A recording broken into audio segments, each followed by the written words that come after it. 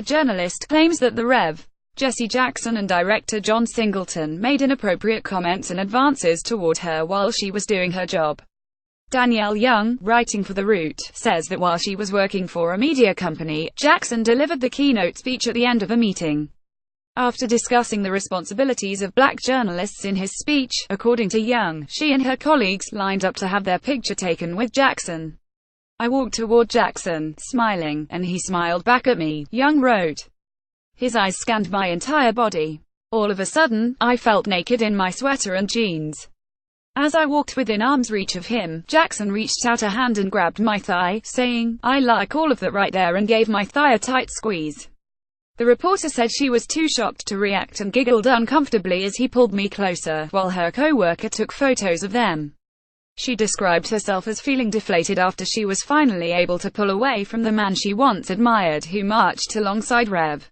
Martin Luther King Jr. Young noted that she reached out to a woman there with her that day at her previous job who remembers the situation in the same way. "I remember him being inappropriate with all the women," Young said. Her former co-worker said. "And I also remember you telling me that he did something more with you. And then we brushed this off and chalked it up to him just being a dirty old man." Young expressed feelings of guilt in her article, writing that her silence gave Jackson permission to continue grabbing at the next pair of thick thighs he liked. She hopes sharing her story will prevent such an exchange from happening between Jackson and another woman. Representatives for Jackson did not return a request for comment, but, in her story, Young said that a statement was issued to her that reads, "Although Rev. Jackson does not recall the meeting 3 years ago, he profoundly and sincerely regrets any pain Ms. Young may have experienced." Richard Shotwell and Vision App. More recently, Young attended the American Black Film Festival to interview Singleton, an Academy Award-nominated director, and the cast of his show Snowfall. At the end of her on-camera dialogue with Singleton, Young's side Shay approached him to retrieve her microphone and that he grabbed her by the wrist, drawing her nearer, and said, "Bring that juiciness over here." Young claims that the act of pulling her closer caused her to fall forward and brace her hands against his thighs. She wrote that he then kissed her on the cheek before she had a chance to stand back up. She then agreed to take a picture with him to not make it awkward, and said he clutched her around the waist and pulled her into him, saying, "Ooh, I'm gonna grab on tight to you."